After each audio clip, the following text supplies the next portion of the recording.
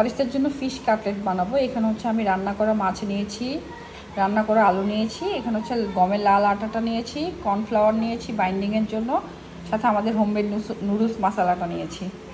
এখন এটাকে আমি ভালো করে নিব এই কাটাটা বেছে। তারপরে গমের লাল আটাটা কিন্তু আপনারা আমাদের পেজেই পাবেন।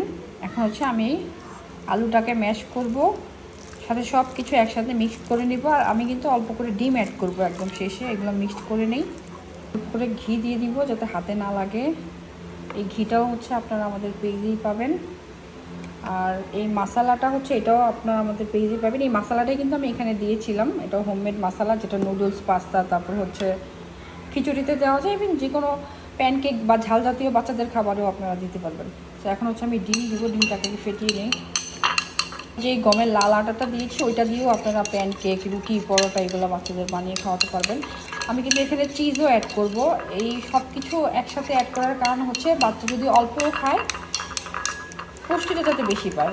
যেহেতু এখানে মাছ আছে, আলু আছে, গমের আটা আছে, ডিম আছে, ঘি আছে, তারপর আমি চিজ অ্যাড করব, তাহলে কী হবে, মানে সব পুষ্টি থেকে মানে অল্প খেলেও পুষ্টিটা বেশি পাবে।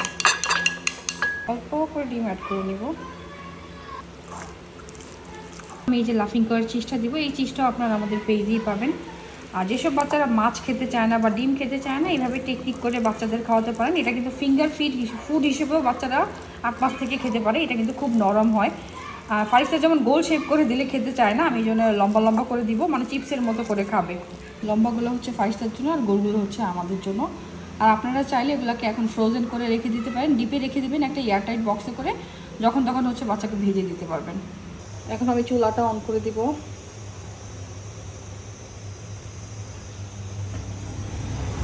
সেই কড়াইটা বসে দিচ্ছি। এটা হচ্ছে কাস্ট আয়রনের কড়াই, খুবই ভালো, মানে দেখতে কেমন জানি লাগছে, বাট এই কড়াইগুলো অনেক ভালো হয়।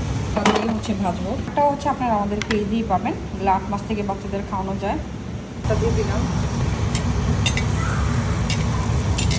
এটা কিন্তু বাটার, মশলা, ঘি, তারপর লাফিং কাউ চিজ, গমের লাল আটা, এগুলো সবই আমাদের পেজে পাবেন। আমি এখন এগুলো ভেজে নিব।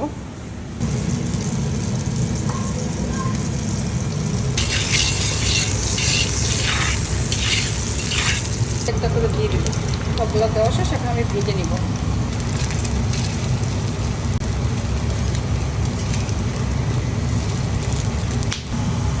যে ডিমটা ছিল ওইটার মধ্যে ডিম অ্যাড করে দেবো। গুঁড়ো করে রেখেছিলাম সেটা দিব 1 চামচের মতো।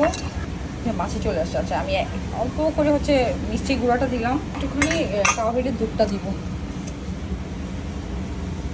এটা দিলে একটা ডেজার্ট টাইপ হয়ে যাবে। এটা মিক্সড করে দেবো, উঠায় নেব। আগে আটা দেবো এখানে, ডিমের সাথে এই পাউটি দিয়ে ভেজে নেব। এর মধ্যে তারপর ভালো মতো দিয়ে তারপর ভেজে নেব। ভেজে নেব এই তাল মিষ্টি, কাউহেড মিল্ক, তারপর হচ্ছে পেডিয়াশিওর, সবই আপনারা আমাদের পেজে পেয়ে যাবেন। এটা হওয়ার পর এটাকে উল্টিয়ে দিব। এই কড়াইগুলো ফ্যান আমি 2টা কিনে নিয়েছি, একটা হচ্ছে প্যানকেক বানানোর জন্য আর একটা হচ্ছে এরকম ভাজাভাজির জন্য। এটা খুলেও লাগে না, মানে লেগে যায় না। মাছ থেকে শুরু করে সব কিছু হচ্ছে এটাতে করা যায়। কেটে কেটে নেব, এগুলো কেটে নিচ্ছি, তাহলে ফারিস্তার প্লেটটা সাজাতে সুবিধা হবে। তাও হচ্ছে আপনারা অনেকগুলো কালারের পেয়ে যাবেন আমাদের পেজেই, চামচ সহ পাবেন। এটার মধ্যে সাজিয়ে নেব। হচ্ছে একবারে খায় না কোনো কিছু, যেমন দিলাম এখান থেকে অনেকগুলো বেঁচে যাবে, সাজানোর জন্য দিই আর কি। তো খাবে, বাকিটা হচ্ছে আমরা খেয়ে ফেলবো। এটাই হচ্ছে বুঝির খাবার। বুঝি হচ্ছে ঘুমাচ্ছে, এখনই উঠে যাবে, উঠলে এটা দিব। আমি আর ফারিস্তার বাবা খেয়ে ফেলবো। ঘুমাচ্ছে এখন।